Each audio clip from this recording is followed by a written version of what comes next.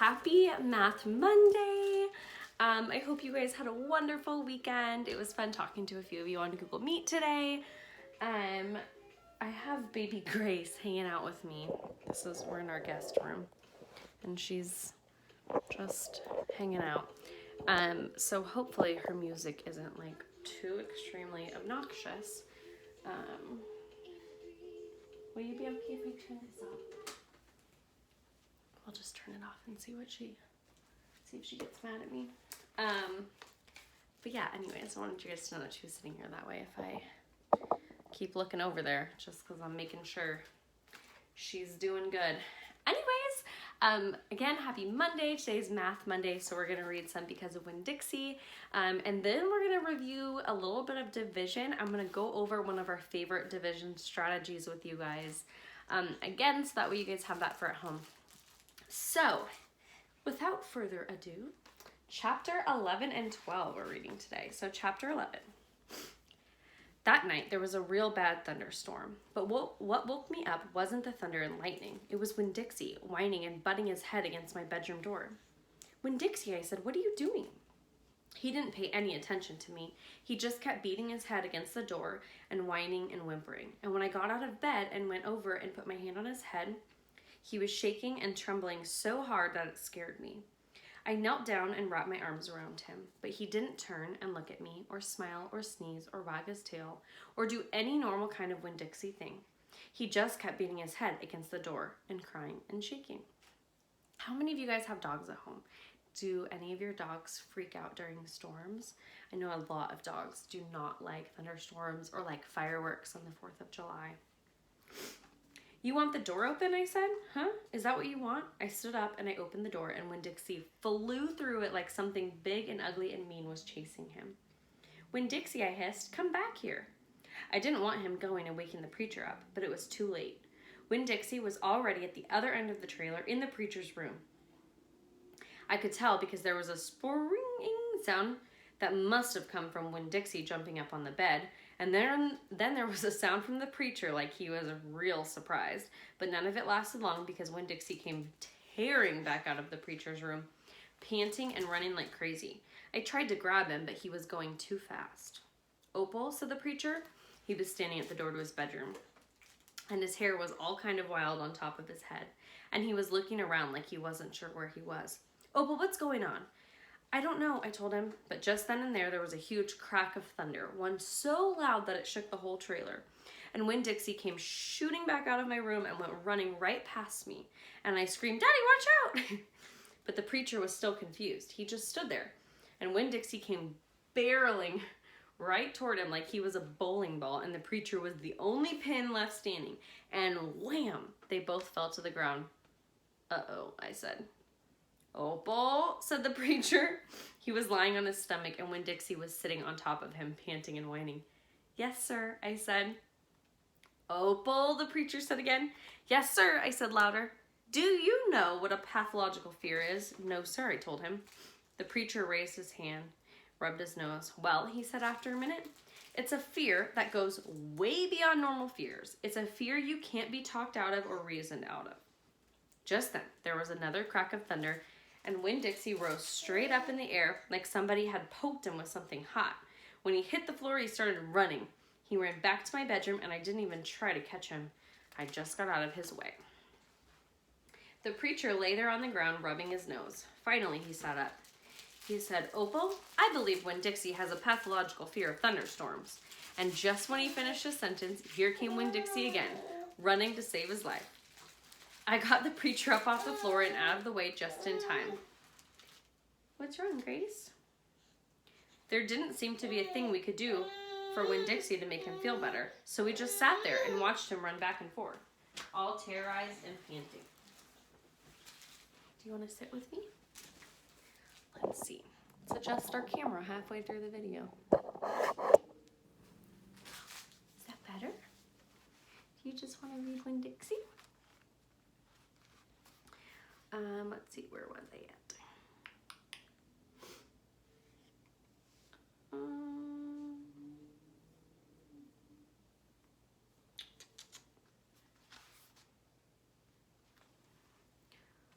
An every time there was another crack of thunder, Winn-Dixie acted all over again like it was surely the end of the world. The storm won't last long, the preacher told me, and when it's over, the real Winn-Dixie will come back.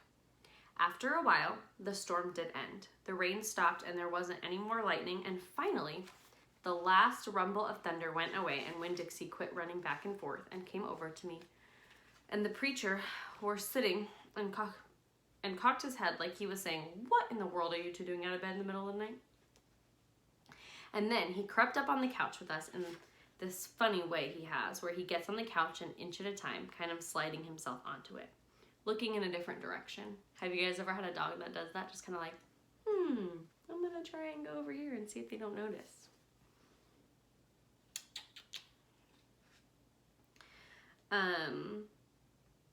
Is looking off in a different direction, like it's all happening by accident, like he doesn't intend to get on the couch, but all of a sudden, there he is. And so the three of us sat there. I rubbed Winn-Dixie's head and scratched him behind the ears the way he liked. And the preacher said, "There are an awful lot of thunderstorms in Florida in the summertime." "Yes, sir," I said. I was afraid that maybe he would say we couldn't keep a dog who went crazy with pathological fear every time there was a crack of thunder. "We'll have to keep an eye on him," the preacher said. He put his arm around Winn-Dixie. "We'll have to make sure he doesn't get out during a storm. He might run away. We have to make sure we keep him safe." "Yes, sir," I said again. All of a sudden, it was hard for me to talk. I loved the preacher so much. I loved him because he loved Winn-Dixie. I loved him because he was going to forgive Winn-Dixie for being afraid. But most of all, I loved him for putting his arm around Winn-Dixie like that, like he was already trying to keep him safe. Oh, she was so sad and worried that the preacher wasn't going to like the way that Winn-Dixie was acting. But instead, he just really cared for him, and that made her happy. So, chapter 12. Me and Winn-Dixie got to Gertrude's Pet so early for my first day of work that the close sign was still in the window. But when I pushed on the door, it swung open, so we went inside. I was about to call out to Otis that we were there, but then I heard music. It was the prettiest music I'd ever heard in my life. I looked around to see where it was coming from, and that's when I noticed that all the animals were out of their cages. There were rabbits and hamsters and gerbils and mice and birds and lizards and snakes, and they were all just sitting there on the floor like they had turned to stone. And Otis was standing in the middle of them. He was playing a guitar, and he had on skinny, pointy-toed cowboy boots, and he was tapping them while he was playing the music. His eyes were closed, and he was smiling. Winn-Dixie got kind of a dreamy look on his face. He smiled real hard at Otis, and then he sneezed, and his whiskers went all fuzzy, and then he sighed and kind of dropped to the floor with all the other animals. Just then, Gertrude, remember that's the bird, caught sight of Winn-Dixie. "Dog," she croaked, and flew over and landed on his head. Otis looked up at me. He stopped playing his guitar, and the spell was broken. The rabbits started hopping, and the birds started flying, and the lizards started leaping, and the snakes started slithering. And Winn-Dixie started barking and chasing everything that was moving, and Otis shouted, "Help me!" For what seemed like a long time, me and Otis ran around trying to catch mice and gerbils and hamsters and snakes and lizards. We kept on bumping into each other and tripping over the animals, and Gertrude kept screaming, "Dog, dog." Every time I caught something, I put it back in the first cage I saw. I didn't care if it was the right cage or not. I just put it in and slammed the door. And the whole time I was chasing things, I was thinking that Otis must be some kind of snake charmer, the way he could play his guitar and make all the animals turn to stone. And then I thought, this is silly. I shouted over Winn-Dixie barking and Gertrude yelling. I said, "Play some more music, Otis." He looked at me for a minute.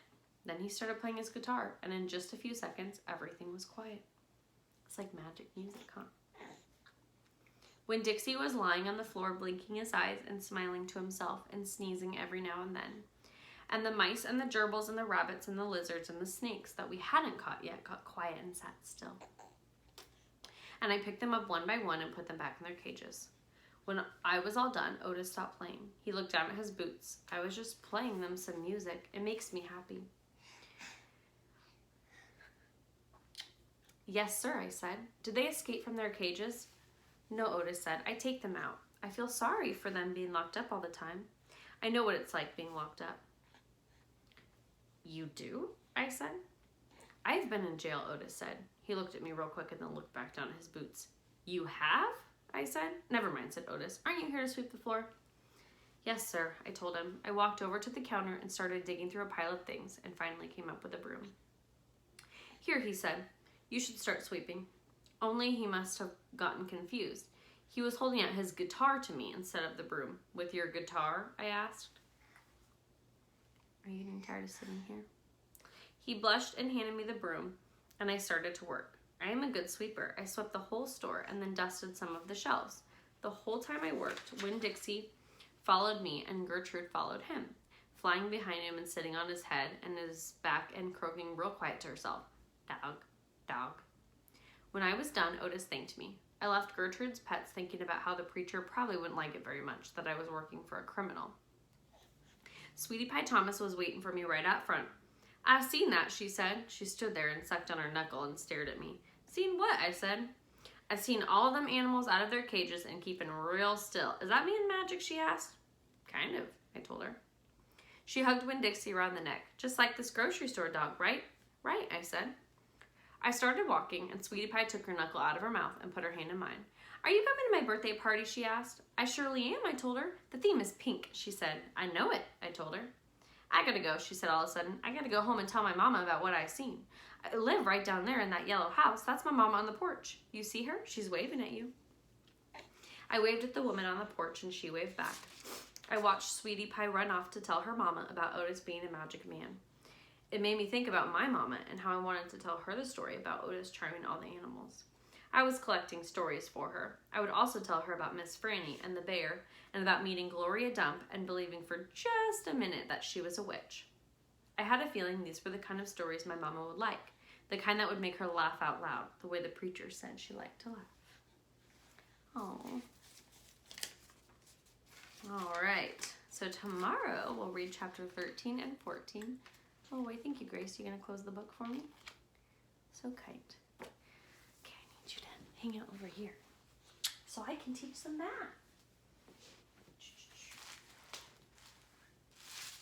There's your little bunny. Okay, adjust this again. You're okay. Okay, so today is Math Monday. I'm gonna use some blue.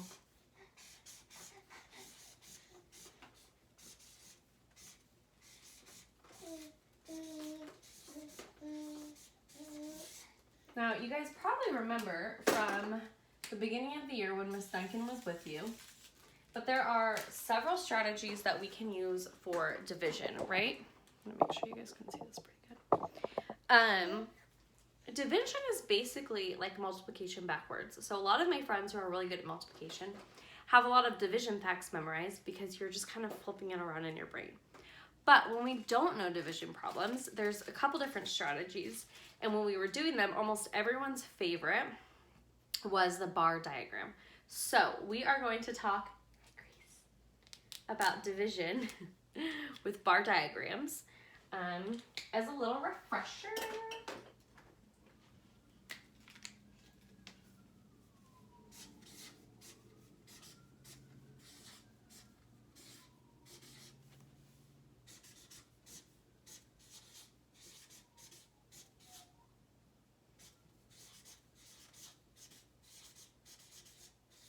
Now, here is what they look like. I'm going to show you one and see if you guys remember.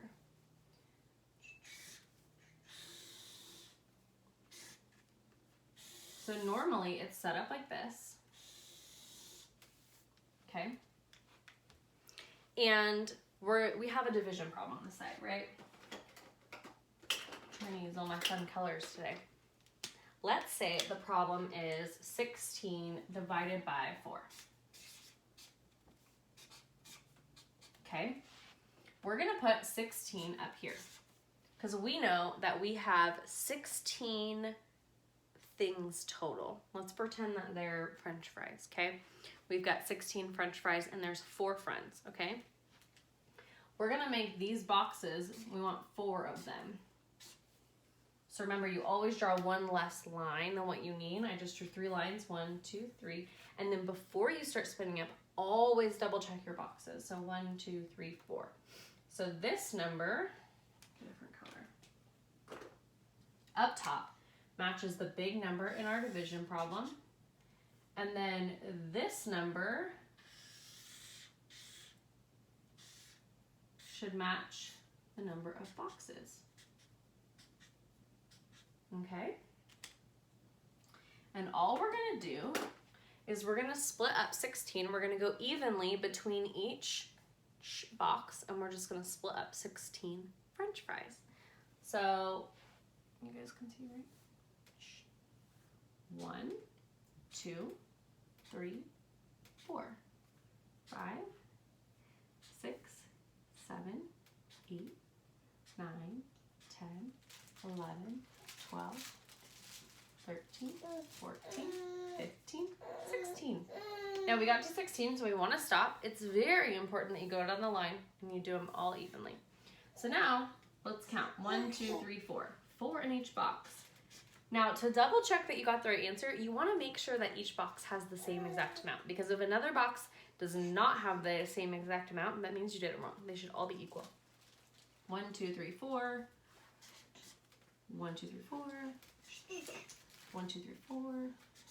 They're all the same. We know we got it right. If we want to really triple check our answer, if we do 4 plus 4 plus 4 plus 4, or 4 times 1, 2, 3, 4, we're going to get 16. So we know that 4 is our answer. Okay, let's try another one.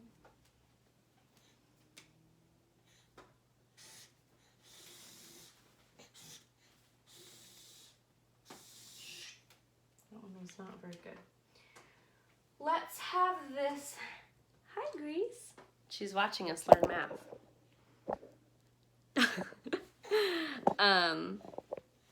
Let's have this one be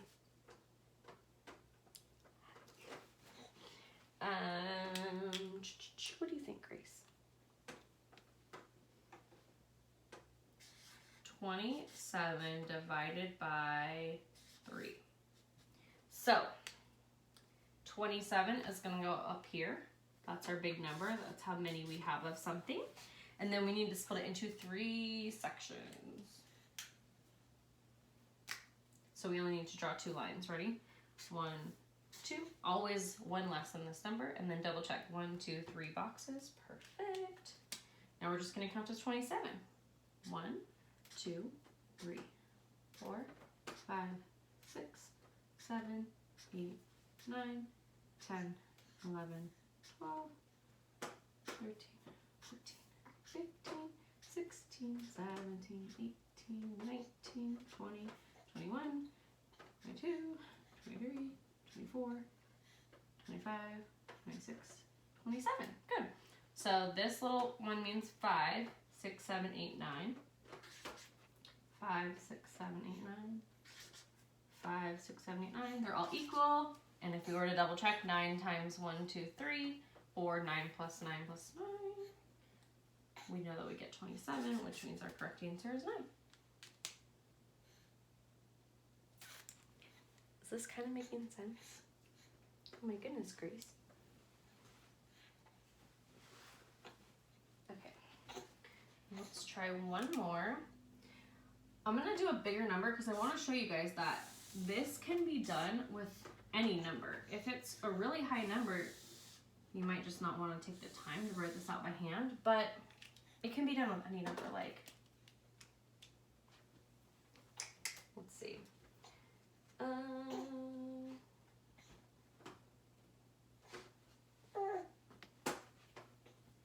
Let's do 64 divided by 8. So this number is going to go up top, and we have to split it into 8 boxes, which means we're going to draw how many lines?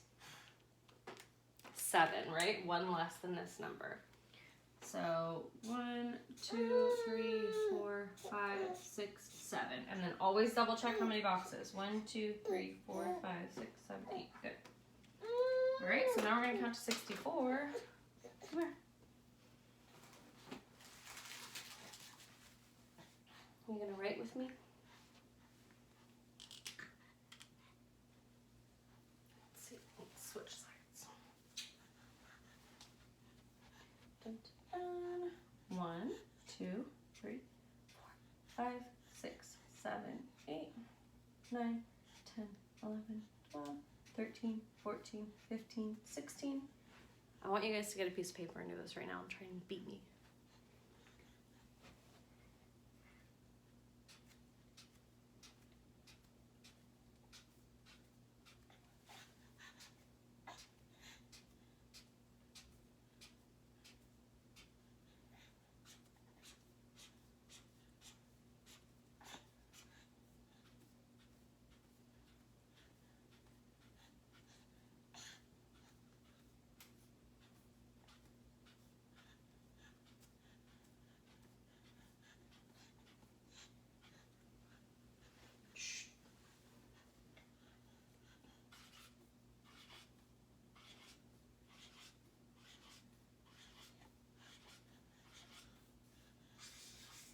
All right, is that what you guys got? So you can see, even with a big number and lots of tallies, you can still do it. It just takes more time, right?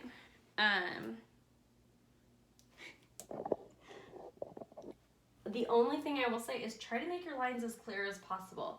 Some of you have trouble in class because you'll do a bar diagram like this, and there's so many tallies that they get too close together and it's messy, and then your answer is wrong just because of your drawing not being neat enough. So make sure you draw boxes that are big enough for you. You see that I could not fit all of mine in there, right? So I wrote the number down below. That's totally fine. If you guys need to adjust and do that, totally fine. Just make sure that your tallies are neat enough. That way you know the right answer. And then, like I said, you always want to count every single box, because if there's one that wasn't right, then that means I did something wrong. I need to start over. So always make sure that you have the exact same one in each one. So 64 divided by 8 is 8. And then to check your answer for division, all you have to do is multiply the other two numbers and make sure that you get the big one. So 4 times 4 equals 16. Can you see this over here? Yeah. 9 times 3 is 27. And 8 times 8 equals 64. Tricky, tricky. Tricky, tricky, tricky, tricky. You got that, Grace? Your turn. Let me know if you guys have any questions. Oh, goodness. We've been doing that on Google Meet. So if you've been getting on Google Meet with me, you've probably done some division unless we worked on something else on your day. But if anyone needs any more help, I would be happy to help you guys. Right, Grace? Say bye. Can you smile for them? No? You just want your blankie? Okay. She's got really crazy hair today. Every time she takes a nap, she gets crazy hair. Huh. Huh.